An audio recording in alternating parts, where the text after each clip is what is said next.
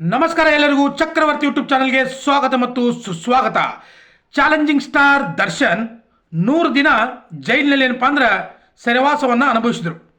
ಒಬ್ಬ ಖಳನಾಯಕ ನಟನ ಮಗನಾಗಿ ಒಬ್ಬ ಲೈಟ್ ಬಾಯ್ ಆಗಿ ಸೇವೆಯನ್ನು ಪ್ರಾರಂಭ ಮಾಡಿದರು. ಅಲ್ಲಿಂದ ಹಿಡ್ಕೊಂಡು ಕೆಲಸ ಮಾಡ್ತಾ ಮಾಡ್ತಾ ಮಾಡ್ತಾ ಒಬ್ಬ ನಾಯಕ ನಟನಾಗಿ ಬೇಕನ್ನೋ ಆಸೆ ಇಟ್ಕೊಂಡು ಮೆಜೆಸ್ಟಿಕ್ ಅಂತಕ್ಕಂಥ ಒಂದು ಸಿನಿಮಾದಿಂದ ಕನ್ನಡ ಚಿತ್ರರಂಗದಲ್ಲಿ ಒಬ್ಬ ಯುವ ನಟನಾಗಿ ವೃತ್ತಿ ಜೀವನವನ್ನು ಪ್ರಾರಂಭ ಮಾಡಿರ್ತಕ್ಕಂಥ ದರ್ಶನ್ ಮುಂದೆ ಕೌಟುಂಬಿಕ ಸಿನಿಮಾಗಳನ್ನು ಮಾಡಿ ಕರ್ನಾಟಕದ ಮನೆ ಮಾತಾಗಿರ್ತಕ್ಕಂಥ ದರ್ಶನ್ ಒಂದು ಹೆಣ್ಣಿನಿಂದ ಇಡೀ ತನ್ನ ಸಂಸಾರವನ್ನು ಹಾಳು ಮಾಡಿಕೊಂಡ.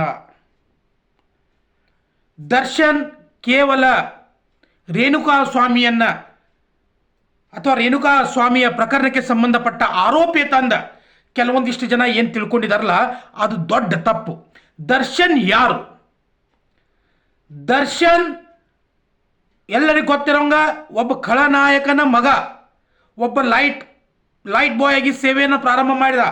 ಮೆಜೆಸ್ಟಿಕ್, ಸಂಗೊಳ್ಳಿ ರಾಯಣ್ಣ ಅಂತ ಐತಿಹಾಸಿಕ ಸಿನಿಮಾವನ್ನು ಮಾಡಿದಾನ. ಅದ್ರ ಜೊತೆಗೆ ಕುರುಕ್ಷೇತ್ರ ಅಂತಕ್ಕಂಥ ಒಂದು ಪೌರಾಣಿಕ ಕಥೆಯುಳ್ಳ ಸಿನಿಮಾವನ್ನು ಮಾಡಿದಾನ.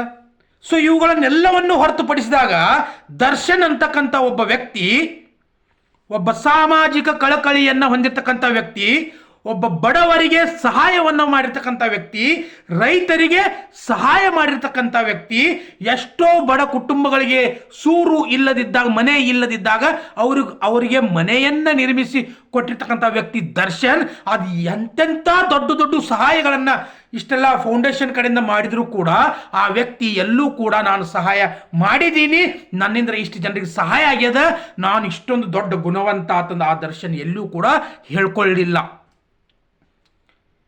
ಈ ನಮ್ಮ ರಾಜ್ಯದಲ್ಲಿ ಯಾರಾದರೂ ಈ ದರಿದ್ರ ಹೇಳ್ತಿನ್ನೋ ಮೀಡಿಯಾಗಳಿಗೆ ಟಕ್ಕರ್ ಕೊಟ್ಟಿದ್ದ ಯಾವುದಾದ್ರೂ ಒಬ್ಬ ವ್ಯಕ್ತಿ ಇದ್ರೆ ಅದು ಚಾಲೆಂಜಿಂಗ್ ಸ್ಟಾರ್ ದರ್ಶನ್. ಏನ್ರಿ ಮೀಡಿಯಾ, ಏನು ಕಿತ್ಕೊಳ್ಳೋಕ್ಕಾಗ್ತದ? ಅದೇ ಮೀಡಿಯಾ ದರ್ಶನ್ ವಿಷಯಕ್ಕೆ ಬಂದಾಗ ಬೆಳಗ್ಗೆ ಪ್ರಾರಂಭ ಆಗಿದ ಆ ಒಂದು ಚರ್ಚೆ ರಾತ್ರಿ 12 ಆದರೂ ಕೂಡ ಮುಗಿಯೋದಿಲ್ಲ ದರ್ಶನ್ ಬಗ್ಗೆ. ಆದ್ರೆ ಆ ದರ್ಶನ್ ಮಾಡಿರ್ತಕ್ಕಂಥ ಕೆಲವೊಂದು ಸಾಮಾಜಿಕ ಸೇವೆಗಳನ್ನು ಯಾವುದೇ ಒಂದು ಮೀಡಿಯಾ ಕೂಡ ಇವತ್ತಿಗೆ ತೋರಿಸೋದಿಲ್ಲ. ದರ್ಶನ್ ಪರಪ್ಪನ ಅಗ್ರಹಾರದಲ್ಲಿ 100 ದಿನ ಕಳೆದರು. 100 ದಿನ ಒಂದು ಹೆಣ್ಣು, ಅದೇನಂತಾರಲ್ಲ, ಹೆಣ್ಣು ಸಂಸಾರದ ಕಣ್ಣು ತಂದು ದರ್ಶನ್ ಮಾಡಿರೋದು ತಪ್ಪೇ, 2 ಮಾತಿಲ್ಲ ಅದರಲ್ಲಿ. ಯಾಕಪ್ಪ ಅಂದ್ರೆ ಮನೆಯಲ್ಲಿ ಬಂಗಾರದಂಥ ಹೆಂಡತಿ ಇದ್ರೂ ಕೂಡ ಬೇರೆಯ ಒಂದು ಹೆಣ್ಣಿನ ಸಹವಾಸ ಮಾಡಿದ್ದು ಮೊದಲನೇ ತಪ್ಪು. 2ನೇ ತಪ್ಪು, ಆ ರೇಣುಕಾ ಸ್ವಾಮಿ ಮಾಡಿರ್ತಕ್ಕಂಥ ತಪ್ಪನ್ನ ಕ್ಷಮಿಸಿ ದೊಡ್ಡವನಾಗಬೇಕಾಗಿತ್ತು ದರ್ಶನ್. ಆದ್ರೆ ಅದು ದರ್ಶನ್ನಿಂದನೇ ಕೊಲೆ ಆಗಿದೆ ಅಂತಕ್ಕಂಥದ್ದು ಈ ದರಿದ್ರ ಮೀಡಿಯಾಗಳು ಎಬ್ಸಿರ್ತಕ್ಕಂಥ ಸುಳ್ಳು ಸುದ್ದಿಗಳು ಇವೆಲ್ಲ. ಏನೋ ಅನಾಹುತ ನಡೀತು, ಹೌದು, ತಪ್ಪಿತಸ್ಥರು ಅದಾರ, ಒಪ್ಕೊಳ್ತೀನಿ, ಕಾನೂನಿಗೆ ತಲೆ ಬಾಗಬೇಕಾಗ್ತದೆ, ಒಪ್ಕೊಳ್ತೀನಿ. ಆದ್ರೆ ಒಬ್ಬ ದರ್ಶನ್ 100 ದಿನಗಳ ಕಾಲ ಅತ್ಯಾಚಾರ ಮಾಡಲಿಲ್ಲ, ಬ್ಯಾಂಕ್ ದರೋಡೆ ಮಾಡಲಿಲ್ಲ, ಅಥವಾ ಸಾಮಾನ್ಯ ಜನರ ಹಣವನ್ನು ಲೂಟಿ ಮಾಡಲಿಲ್ಲ, ಅಥವಾ ರಾಜ್ಯವನ್ನು ಲೂಟಿ ಮಾಡಲಿಲ್ಲ, ಅಥವಾ ಅಪ್ರಾಪ್ತ ಬಾಲಿಕೆ ಮೇಲೆ ಲೈಂಗಿಕ ಕಿರುಕುಳ ಮಾಡಲಿಲ್ಲ. ಯಾವುದೇ ಕೂಡ ಪ್ರಕರಣ ಅವರ ಮೇಲೆ ಇಲ್ಲ.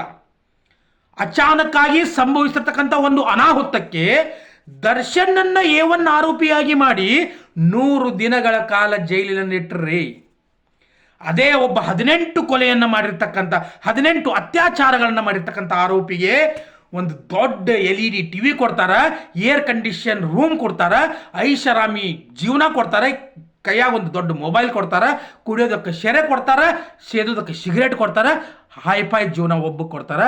ಅದೇ ಒಬ್ಬ ಕಷ್ಟಪಟ್ಟು ಮೇಲೆ ಬಂದಿರತಕ್ಕಂಥ ವ್ಯಕ್ತಿ ಅಚಾನಕ್ ಆಗಿರ್ತಕ್ಕಂಥ ಒಂದು ಘಟನೆಗೆ ಆ ವ್ಯಕ್ತಿಗೆ ಮಲ್ಕೊಳ್ಳೋಕ್ಕೂ ಕೂಡ ಚಾಪೆಯನ್ನು ಕೊಡಲಿಲ್ಲಲ್ಲ, ಎಷ್ಟೊಂದು ಅಸಹ್ಯಕರವಾಗಿರ್ತಕ್ಕಂಥದ್ರಿ. ಆ ವ್ಯಕ್ತಿ ನನ್ನ ಸೊಂಟ ನೋವದ, ನನಗೆ ತ್ರಾಸ ಆಗ್ತಾ ಇದೆ ಅಂತಂದು ಹೇಳಿ ಹೊರಗಡೆ ಬಂದ್ರೆ ಇಲ್ಲ ಸಲ್ಲದ ಸುದ್ದಿಗಳನ್ನು ಮೀಡಿಯಾದವರು ಎಬ್ಬಿಸಿ ಮತ್ತೆ ಅವ್ರನ್ನ ಜೈಲಿಗೆ ಕಳಿಸ್ತಕ್ಕಂಥ ಕೆಲಸವನ್ನು ಮಾಡಿದರು. ಕೊನೆಗೆ ಆ ದರ್ಶನ್ ಅಂತಕ್ಕಂಥ ಒಂದು ಶಕ್ತಿ ಒಬ್ಬ ಒಳ್ಳೆಯ ವ್ಯಕ್ತಿ. ಒಂದು ವಿಷಯವನ್ನು ಕೇವಲ ರೇಣುಕಾ ಸ್ವಾಮಿಯ ವಿಷಯವನ್ನು ಇಟ್ಕೊಂಡು ಜಡ್ಜ್ ಮಾಡಕ್ಕೆ ಹೋಗಬೇಡ್ರಿ. ಅವರನ್ನು ಜಡ್ಜ್ ಮಾಡಬೇಡ್ರಿ. ಯಾವುದೋ ಒಂದು ಹೆಣ್ಣಿನ ಮೇಲೆ ಅತ್ಯಾಚಾರ ಮಾಡಿರ್ತಕ್ಕಂಥ ವ್ಯಕ್ತಿ ಅಲ್ಲ ದರ್ಶನ್. ತಪ್ಪು ಮಾಡಿದನ. ಆ ದರ್ಶನ್ ಇವತ್ತು ಕೋರ್ಟಿನ ಮುಂದೆ ಹೋಗಿ ಜಡ್ಜ್ ಮುಂದೆ ನಿಂತ್ಕೊಂಡ ನನಗೆ ಸ್ವಲ್ಪ ಆದರೂ ವಿಷಯ ಇದ್ರೆ ಕೊಡ್ರೆ ನಾ ಕೊಡು ಸಾಯ್ತೀನಿ ಅಂತಾರಲ್ಲ, ಅದೇ ದರ್ಶನ್ ನೂರಾರು ಕುಟುಂಬಗಳಿಗೆ ಆಸರೆಯನ್ನು ನೀಡಿರ್ತಕ್ಕಂಥ ದರ್ಶನ್. ಅದನ್ನು ಯಾವುದೇ ಕೋರ್ಟ್ ಆಗಲಿ, ಯಾವುದೇ ಈ ದರಿದ್ರ ಮೀಡಿಯಾ ಆಗಲಿ, ಯಾವುದೂ ಕೂಡ ಅದನ್ನು ಪ್ರಸಾರ ಮಾಡ್ತಾ ಇಲ್ಲ ದರ್ಶನ್ ಅವ್ರ ಬಗ್ಗೆ. ನಾನು ಈ ವಿಡಿಯೋ ಮಾಡೋದ್ರಿಂದ ನನಗೆ ಎಷ್ಟು ಬ್ಯಾಡ್ ಕಮೆಂಟ್ಸ್ ಬರ್ತಾವೋ ಅದನ್ನು ಗೊತ್ತಿಲ್ಲ. ಆದರೆ ದರ್ಶನ್ ಯಾವತ್ತು, ಯಾಕಂದ್ರೆ ಯಾವತ್ತು ಕೂಡ ಅವನ ಸಿನಿಮಾಗಳಲ್ಲಿ ಹೊಲಸು ಚಿತ್ರಗಳು ಯಾವತ್ತು ಬರಲಿಲ್ಲ ದರ್ಶನ್ ಹೊರತು. ಕೌಟುಂಬಿಕ ಸಿನಿಮಾಗಳನ್ನು ನೋಡಿದ್ವಿ ನಾವು. ಕಾನೂನಿಗೆ ದರ್ಶನ್ ಅವ್ರ ತಲೆ ಬಾಗಲೇಬೇಕು. 100 ದಿನ 100 ಡೇಸ್ ಮಲ್ಕೊಳಕ್ಕೆ ಚಾಪೆ ಇಲ್ಲ, ತಲೆ ದಿಂಬಿಲ್ಲ, ಸರಿಯಾದ ಊಟದ ವ್ಯವಸ್ಥೆ ಇಲ್ಲ. ಹಂಗಂತ ತಿಳ್ಕೊಂಡು ನೀನು ಹೈಫೈ ಜೀವನ ಕೊಡ್ರತಂದು ಹೇಳ್ತಾ ಇಲ್ಲ ನಾನು.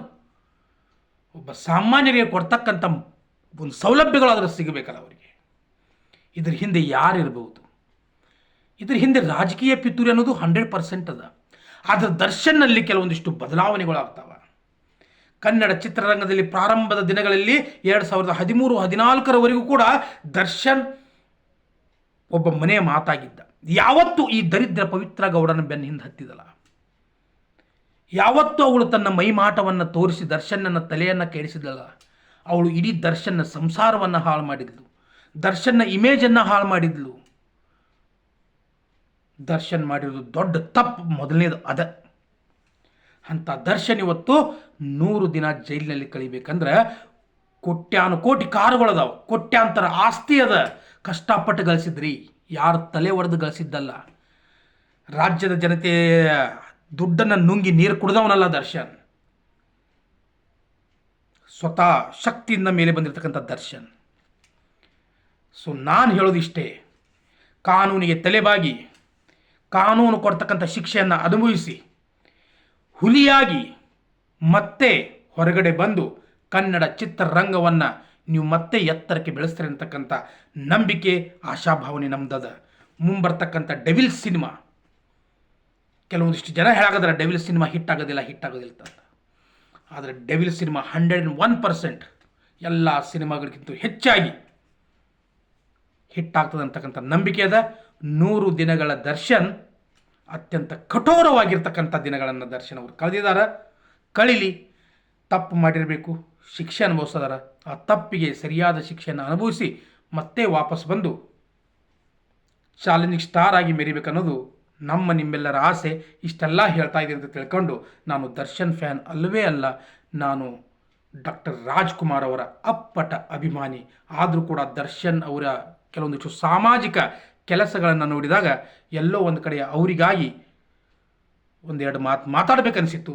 ಅದಕ್ಕಾಗಿ ನನ್ನ ಯೂಟ್ಯೂಬ್ ಚಾನಲಲ್ಲಿ ಅವರಿಗಾಗಿ ಇದೊಂದು ವಿಡಿಯೋ ಮಾಡಬೇಕನ್ನಿಸ್ತು. ಸೊ ಇದನ್ನು ಮಾಡ್ತಾಯಿದ್ದೀನಿ. ಕಮೆಂಟ್ ಬಾಕ್ಸ್ ನಿಮಗಾಗಿ ಓಪನ್ ಅದ, ನೀವು ಕಮೆಂಟ್ ಮಾಡ್ಬೋದು. ನಮಸ್ಕಾರ.